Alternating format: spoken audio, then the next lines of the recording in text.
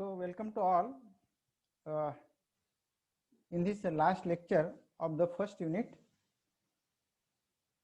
In the first unit we have covered various properties of the materials in the material science, mechanical properties, electrical properties, thermal properties, and the last type of properties that we are going to learn, that are the optical properties.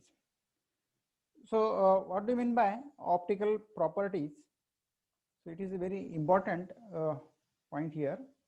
So just like we have seen the thermal properties or mechanical properties or electrical properties of the materials, so that are the behavior of the material under that conditions.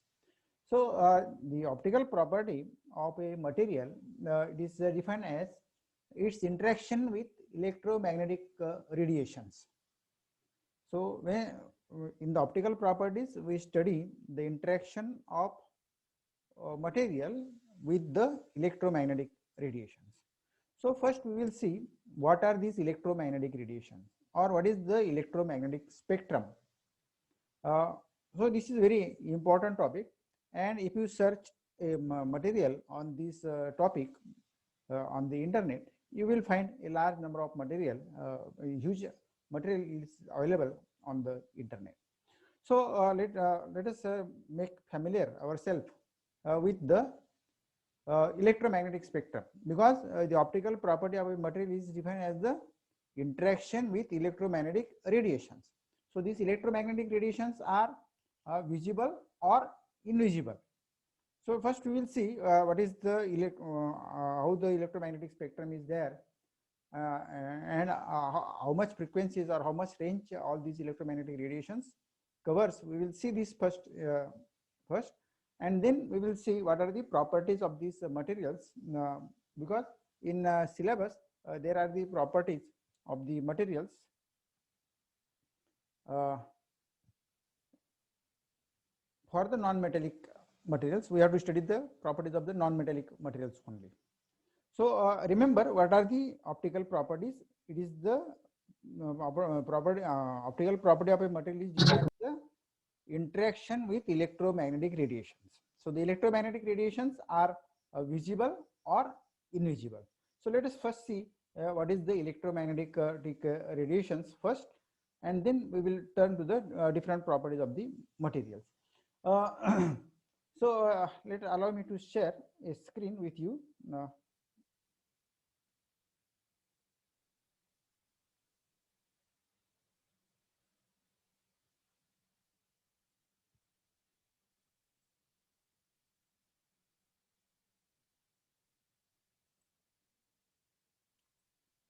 Okay, so we know the light is a form of energy. Right from 10th or 11th standard, we are learning that the light is a form of electromagnetic energy. So light waves are considered as electromagnetic waves. So like light waves, other waves are also electromagnetic in nature, but the light is classified into visible light and invisible light. So when we consider a electromagnetic wave or electromagnetic radiations, then the three terms are very important. One is the, if you wave has a wavelength, wave has a frequency, and wave has a energy. So frequency, wavelength, and energy of the photon are three physical parameters that are related with the electromagnetic spectrum. So this electromagnetic spectrum is divided into various parts depending upon the wavelength or the frequency or the energy. So there are long wavelength radiations are there, and these long wavelength radiations are called as the radio waves. So radio waves have a long wavelength, and that means they have a low frequency. So there is the inverse relation between frequency and energy. Lower is the frequency, higher is the energy, or longer is the higher the frequency, higher is the energy, lower is the frequency, lower is the energy. So and then is the inverse relation between wavelength and frequency. So shorter wavelength radiations will have a higher frequency, and the longer wavelength radiations will have a low frequency. So you can speak in terms of either you speak in terms of wavelength or in terms of frequency or in terms of the energy. तीन गोष्टीमध्ये आपण तीन parameters आपण या electromagnetic radiations मध्ये आपण study करू शकतो. पण एक कुठलाही एक पॅरामीटर धरून आपण त्याचं डिवायडेशन करूया. तर पहिले जे लॉंगर वेव्हलेंथ रेडिएशन्स आहेत त्यांना आपण रेडिओ वेव्हज म्हणतो. लॉंगर वेव्हलेंथ रेडिएशन्स आता आपण कुठून कुठपर्यंतची रेंज आहे आपण पुढच्या स्लाइड्स मध्ये बघूया. तर जनरली लॉंगर वेव्हलेंथ्स जे आहेत they are treated as a radio waves. त्याच्यानंतर जे थोडेसे शॉर्टर वेव्हलेंथ असतात तर त्यांना म्हणतात मायक्रोवेव्ह. आणखी मायक्रोवेव्हचे थोडेसे शॉर्ट वेव्हलेंथ जर असेल तर त्याला म्हणायचं इन्फ्रारेड. इन्फ्रारेड नंतर जी फ्रिक्वेन्सी रेंज येते ती असते विजिबल लाईट. विजिबल लाईट नंतर electromagnetic spectrum covers a ultraviolet rays. आता दिस मायक्रोवेव्स और radio waves are not visible. Infrared are also not visible. Ultraviolet not visible. X-rays are not visible. Gamma rays are not visible. Their frequencies or their energies are different. जर आपण एनर्जीचा विचार केला तर radio wave करून आपण microwave कडे जसं जाणार तसतशी एनर्जी काय होत जाईल वाढत जाईल. कारण काय तसची फ्रिक्वेन्सी वाढत जाते. आता फ्रिक्वेन्सी वाढत जाते म्हणजे काय होते की वेव्हलेंथ काय होत जाते शॉर्ट होत जाते. तर रेडिओ वेव्हज पेक्षा मायक्रोवेव्हची वेव्हलेंथ ही शॉर्ट आहे. मायक्रोवेव्ह पेक्षा इन्फ्रारेडची वेव्हलेंथ शॉर्ट आहे. इन्फ्रारेड पेक्षा विजिबल लाईटची वेव्हलेंथ शॉर्ट आहे. असं वेव्हलेंथ ही कमी होत जाते up to the gamma rays. बरोबर. म्हणजे गॅमा रेजची वेव्हलेंथ ही सगळ्यात कमी आहे आणि रेडिओ वेव्हची वेव्हलेंथ ही सगळ्यात जास्त आहे. बरोबर. म्हणून गॅमा रेजची वेव्हलेंथ सगळ्यात कमी म्हणजे फ्रिक्वेन्सी काय आहे त्याची सगळ्यात जास्त आहे. So gamma rays has a very high frequency आणि फ्रिक्वेन्सी जेवढी जास्त तेवढी त्याची एनर्जी जास्त. Therefore the gamma rays has a highest energy and therefore gamma rays can penetrate to the many materials. म्हणून गॅमा रेज हे बऱ्याचशा मटेरियल्स मधून सहज पास होतात. एक्सरेज जे असतात ते X rays also have a high energy. They can pass through our muscles. नंतर अल्ट्राव्हायोलेट रेज आहेत. विजिबल लाईट आहे. तो विजिबल लाईट स्पेक्ट्रम जो आहे तो आपण ऑब्जेक्ट्स आपण जे बघू शकतो that is due to the visible light. So this electromagnetic spectrum is divided into radio waves, microwaves, infrared, visible, ultraviolet, X-rays and gamma rays depending upon their frequency or depending upon their wavelength or depending upon their energy. So radio waves has a shorter low energy and gamma rays has a very high energy and other rays has a energy in between these two. So radio waves and gamma rays are the two extremities of the electromagnetic spectrum.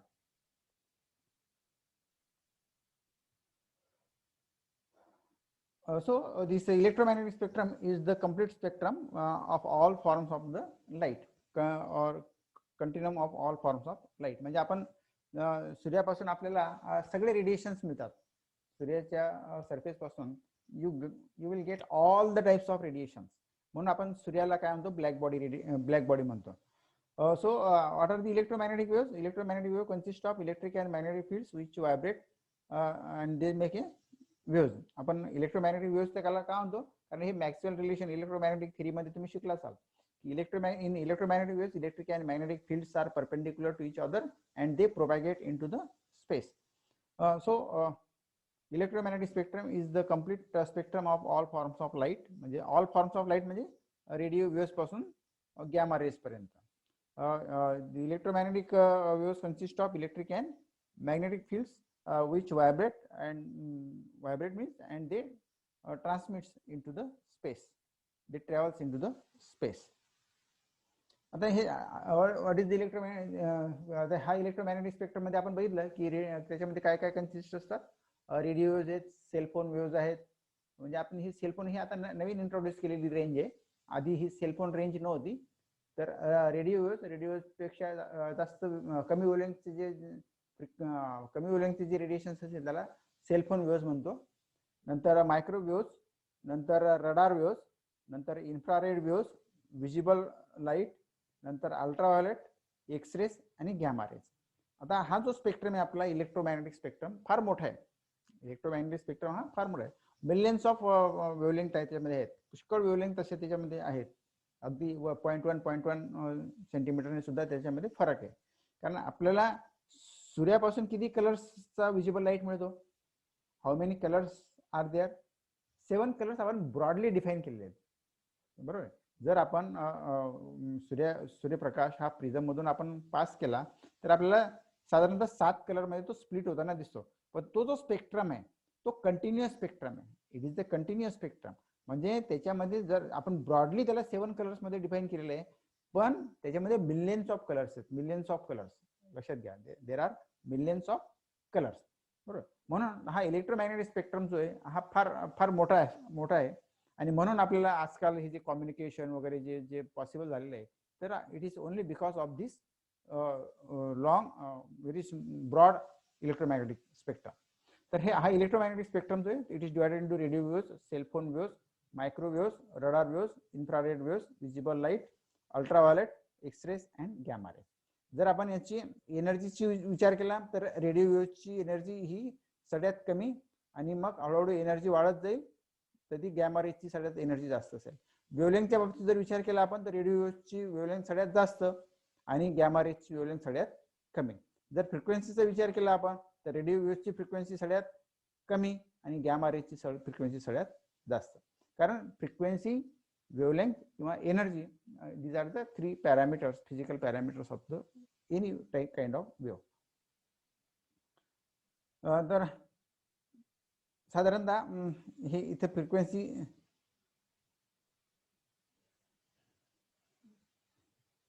Range दिलेली आहे. 10⁻⁶ to 10⁻⁷ frequency मध्ये आपल्याला या radio waves येतात. नंतर 10⁸ मध्ये mobile, नंतर 10⁹ to 10⁻10 तुमच्या मायक्रोवेव्ह, नंतर हे 10⁻11च्या नियर अबाउट रडार वेव्स, नंतर तुमचा 10⁻, so this is the visible spectrum. या ठिकाणी हा विजिबल स्पेक्ट्रम आहे आपला 10⁻13 to 10⁻15 च्या मध्ये. नंतर एक्सरेस, अशा प्रकारे हा स्पेक्ट्रम आपण डिफाईन करतो. याची रेंज मी पुढच्या आता मी आधीच मला म्हटलं की दी प्रॉपर्टीज ऑफ इलेक्ट्रोमॅग्नेटिक मध्ये काय असतात? स्पीड, फ्रिक्वेन्सी आणि वेवलेंथ. आता एक महत्त्वाचा मुद्दा लक्षात घ्या, all the electromagnetic waves travels with the same speed. म्हणजे the speed of electromagnetic waves is the speed of light. हे मात्र पक्का लक्षात ठेवा. त्याच्यामध्ये भले त्यांचे एनर्जी चेंज होतील, त्यांच्या फ्रिक्वेन्सी चेंज होतील, त्यांच्या वेवलेंथ चेंज होतील, but the speed of all the electromagnetic waves is same in the same medium. म्हणजे एक ज्या मीडियम आपण कन्सिडर केलं असेल त्या मीडियम मध्ये सगळे इलेक्ट्रोमॅग्नेटिक वेव्सचा स्पीड हा सारखा असतो. तर स्पीड, फ्रिक्वेन्सी आणि वेवलेंथ ह्या त्याच्या प्रॉपर्टीज असतात electromagnetic वेव्सच्या. The speed, frequency and wavelength are related by the speed is equal to frequency into wavelength. Speed is equal to frequency into wavelength हा आपला रिलेशनशिप आहे. So all light waves travel at the speed of light. So speed of light आहे 3 × 10⁸ meter per second in vacuum. मी आधी सांगितलं की सगळे electromagnetic waves जे आहेत they travel at the same speed. आणि त्याच्यामुळे काय होतं की सगळे एका स्पीडने का डेव्हलप हे होत आहेत? वेवलेंथ आणि frequency have an indirect relationship. Wavelength आणि frequency have a indirect relationship. म्हणजे काय की वेवलेंथ जर वाढवली तर फ्रिक्वेन्सी कमी होईल, वेवलेंथ वाढवली तर फ्रिक्वेन्सी कमी होईल, किंवा वेवलेंथ कमी केली तर फ्रिक्वेन्सी वाढेल. So there is a indirect relationship, inverse relationship. So this means that as one characteristic increases the other decreases. म्हणजे जर आपण वेवलेंथ इन्क्रीज केली तर फ्रिक्वेन्सी काय होईल? डिक्रीज होईल. किंवा वेवलेंथ आपण डिक्रीज केली तर फ्रिक्वेन्सी काय होईल? इन्क्रीज होईल. So this is the all about this electromagnetic signal. किंवा ॲज वेवलेंथ डिक्रीजेस फ्रिक्वेन्सी काय होईल? वेवलेंथ डिक्रीज केली आपण तर फ्रिक्वेन्सी काय होईल? Frequency will increase. Frequency will increase. तर आता हे जे इलेक्ट्रोमॅग्नेटिक वेव्हज आहेत त्याचे कॅरेक्टरिस्टिक्स काय की short wavelength have a high frequency, long wavelength have a low frequency. हे आपण बघितलं इनव्हर्स रिलेशनशिप असल्यामुळे short wavelength have a high frequency आणि long wavelength have a low frequency. आणि त्यांचं एनर्जीचं आपण रिलेशन बघितलं तर high frequency waves have high energy, कारण E is equal to h nu. Formula बघा, E is equal to h nu. Nu काय असते? फ्रिक्वेन्सी असते. म्हणजे higher the frequency higher is the energy. म्हणजे high frequency have high energy, low frequency waves have low energy. तर हे लक्षात ठेवा.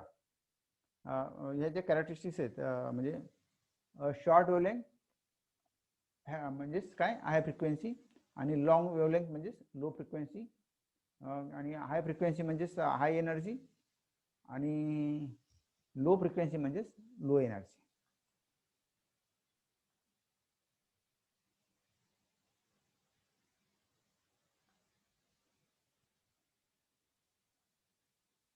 तर आपण हा एक फ्रिक्वेन्सी चार्ट बनवला इथे.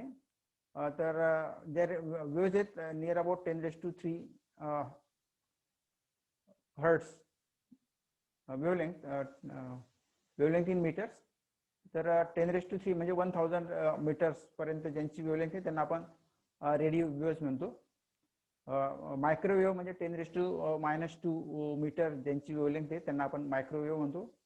आणि ज्यांची 10⁻⁵ मीटर वेवलेंथ आहे त्यांना आपण इन्फ्रारेड किंवा 0.5 × 10⁻⁶ जर वेवलेंथ असेल नियर अबाउट तर ती विजिबल लाईट. 10⁻⁸ च्या नियर अबाउट हा अल्ट्राव्हायलेट, आणि 10⁻⁻10 मीटर म्हणजेच अँगस्ट्रॉंग मध्ये जर वेवलेंथ असेल तर ते एक्सरेस, आणि गॅमा रेज म्हणजे 10⁻⁻12. तर हा स्पेक्ट्रम लक्षात घ्या. आपण इथे आपण वेवलेंथच्या स्वरूपामध्ये मांडलेलं आहे. We have put this spectrum in the form of wavelength. त्याला आपण वेवलेंथच्या फॉर्म मध्ये मांडलेलं आहे. तर साधारणतः काय असतं की आपण रेडिओ वेव्हज आहेत ते आपण कम्युनिकेशनसाठी वापरतो, बरोबर आहे.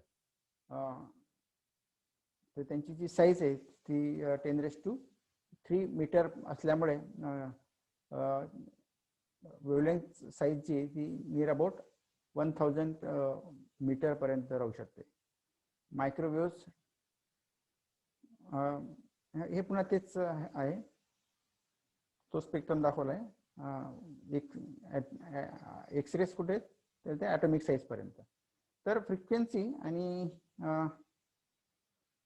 त्याचा हा पुन्हा इथे कलर दाखवलेले आहेत 10⁻⁴, 10⁻⁸, 10⁻12. तर हे जे कलर आहेत हे साधारणतः ह्या फ्रिक्वेन्सी रेंज मधले आहेत. म्हणजे विजिबल लाईट जो आहे हा 10⁻⁴ to 10⁻20 एवढ्या याच्यामध्ये तो असू शकतो. You can sketch this. So longer than radio, shorter than infrared or visible. Microwave म्हणजे काय की रेडिओ वेव्ह पेक्षा मोठ्या आणि shorter than infrared or visible light, they are called as the microwaves. म्हणजे 10⁻⁴ मीटर टू 10⁻⁻1 मीटर याची range असेल तर that is use for communication purpose. आपण मायक्रोवेव्ह ओव्हन वगैरे वापरतो. तर अशा पद्धतीने आपल्याला नंतर रेडिओ वेव्हज आपण रेडिओ ऐकतो तर त्या रेडिओ वेव्हज काय असतात? Low energy waves with long wavelength असतात. त्याच्यामध्ये AM, FM, रडार आणि टीव्ही वेव्हज सगळ्या येतात. यांची जी वेवलेंथ असते ही नियर अबाउट 10⁻⁻1 मीटर म्हणजे 0.1 मीटर किंवा त्याच्यापेक्षा जास्त असू शकतो. And they have low frequency. तर हे जे रेडिओ वेव्हज आहेत ते आपण रेडिओ साठी वापरतो किंवा रिमोट कंट्रोल ॲटम साठी वापरतो. सेलफोन्स, वायरलेस डिव्हाइसेस या सगळ्यासाठी आपण रेडिओ वेव्हज वापरतो. आणि visible light, the portion of the electromagnetic spectrum that human eyes can detect, त्याला आपण व्हिजिबल लाईट म्हणतो. व्हिजिबल लाईट मध्ये red, orange, yellow, green, blue, Indigo आणि व्हायोलेट. आपण हे स्पेक्ट्रम आपल्याला माहिती आहे. When the light is pass through the prism it is splits up into red, orange, yellow, green, blue, Indigo and violet colour. आता याच्यामध्ये which कोणत्या कलरची लोएस्ट फ्रिक्वेन्सी असेल तर red has the lowest frequency.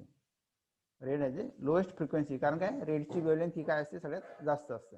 आणि व्हायोलेट कलर जो असतो त्याची it has a very high frequency, कारण त्याची वेवलेंथ ही सगळ्यात शॉर्ट असते. तर हा झाला आपला visible light spectrum.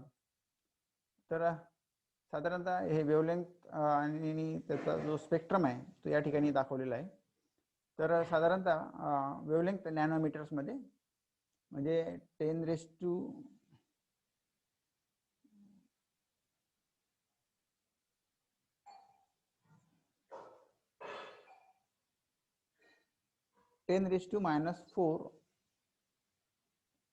nanometer. So this is the 10⁴ nanometers. So it is the gamma ray. 10⁻² nanometer. 10⁻² to 10⁻⁴ nanometer असेल तर ते गॅमा रेज. 1 नॅनोमीटर असेल तर ते एक्स रेज. नंतर ह्या अल्ट्राव्हायोलेट हा 10⁻² आहे तो 10⁻⁴ पाहिजे होता. हा 10⁻², 10⁻⁴, 10⁻10 या पद्धतीने.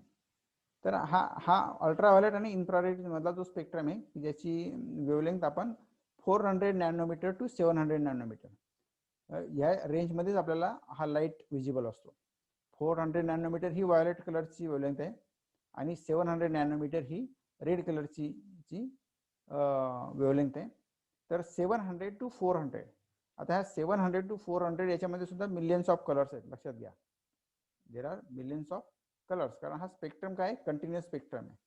म्हणजे हा इथे ही ज्या वेवलेंथ आहे हे एकदम जवळजवळच्या असू शकतात आणि त्याच्यामुळे 400 nanometre to 700 nanometre wavelength is the visible spectrum, एवढं लक्षात घ्या. So the ultraviolet waves have a higher energy than the light waves, म्हणजे विजिबल लाईट. आणि अल्ट्राव्हायोलेट रेजमुळे आपल्याला स्किन कॅन्सर किंवा ब्लाइंडनेस येऊ शकतो. त्याच्यामुळे आपल्याला हे जे ॲप्लिकेशन्स आहेत त्याचं स्टरिलायझिंग इक्विपमेंट्स जे असतात त्याच्यामध्ये साधारणतः अल्ट्राव्हायोलेट रेजचा उपयोग करतात. एक्स रेज, आता एक्स रेज जे असतात ते they have high energy waves आणि त्याच्यामुळे they are used in medicine industry and astronomy. But they can cause the cancer. Gamma rays have a highest energy. Gamma rays has a highest energy. आपण gamma raise आपल्या शरीरामध्ये टाकू शकत नाही because they will easily pass through our body and may damage the cells. So gamma rays are very dangerous. So they have a highest energy. But these rays are also emitted by the sun. सूर्यापासून सगळे radiations emit केले जातात. म्हणजे infrared पासून तर x raise, gamma raise सगळे पण काही ॲटमॉस्फिअर मध्ये ॲब्सॉर्ब होऊन जातात. So this gamma rays are blocked from the earth surface by the atmosphere. जर ॲटमॉस्फिअर नसतं तर हे गॅमा रेज आपल्याला डायरेक्ट रीच झाले असते आणि आपल्याला डॅमेज केलं असतं. हा तोच इलेक्ट्रोमॅग्नेटिक स्पेक्ट्रम पुन्हा इथे दाखवलेला आहे. Okay, so this is all about the electromagnetic spectrum in the आपण जो इलेक्ट्रोमॅग्नेटिक स्पेक्ट्रम लर्न करतो तो इलेक्ट्रोमॅग्नेटिक स्पेक्ट्रम काय आहे. So this is all about the electromagnetic spectrum. So you will find a large amount of material on the internet regarding the electromagnetic spectrum. So you can search all these. तर आपल्याला next बघायचं की optical properties of the materials. Optical properties. So आपण बघितलं की what R the optical. आता आपण हा इलेक्ट्रोमॅग्नेटिक स्पेक्ट्रम बघितला. आता हा जो इलेक्ट्रोमॅग्नेटिक स्पेक्ट्रम आहे it is used to study the materials. आपण जे मटेरियल्स डेव्हलप करतो त्यांच्या आपण युव्ही कॅरेक्टरिस्टिक्स पाहतो किंवा आपण त्याच्या ऑप्टिकल व्हिजिबल प्रॉपर्टीज आपण पाहतो. व्हिजिबल लाईटचे इंटरॅक्शन त्याच्यावर काय होते, काय परिणाम होतो, म्हणजे रिफ्लेक्शन पाहतो, रिफ्रॅक्शन पाहतो, ॲब्सॉर्प्शन आपण पाहतो. रामन इफेक्ट काय आहे आपण, म्हणजे तो एक प्रकारे ऑप्टिकल स्टडीज आहे, बरोबर आहे. Raman effect is the optical study of materials. म्हणजे मटेरियल्सचा ऑप्टिकल स्टडी म्हणजे रामन इफेक्ट. तर इंटरॅक्शन ऑप्टिकल प्रॉपर्टी म्हणजे काय, interaction with the electromagnetic radiation in the visible as well as in the invisible spectrum. आपण बघितलं की electromagnetic spectrum spans in the wide range from gamma rays having in the wavelength 10⁻⁻12 meter through the X-ray, ultraviolet, visible, infrared आणि radio waves. आणि radio वेव्सची साधारणतः wavelength असते 10⁵ metre. आणि visible light आणि त्याची जी वेवलेंथ आहे ती it is ranges from 0.39 to 0.77 micrometre, म्हणजे 400 नॅनोमीटर टू 700 नॅनोमीटर. आता आपण लाईट वेव्स कन्सिडर करताना light has a dual nature आपण बऱ्याच ठिकाणी लर्न केलेलं आहे. आणि तो जो पार्टिकल नेचर आपण लाईटचा कन्सिडर करतो त्या पार्टिकलला आपण काय म्हणतो, फोटॉन. आणि एनर्जी ऑफ फोटॉन जी असते ती E is equal to h nu असते, म्हणजे न्यू इज द फ्रिक्वेन्सी आणि h is the Planck constant. तर आपल्याला E is equal to h nu modify करता येतो. न्यू म्हणजे frequency, frequency is the speed of light in vacuum divided by wavelength. तर म्हणून आपण C0 अपॉन लॅम्बडा आपण घेऊ शकतो. and therefore E is equal to h C0 upon lambda. H is the Planck constant.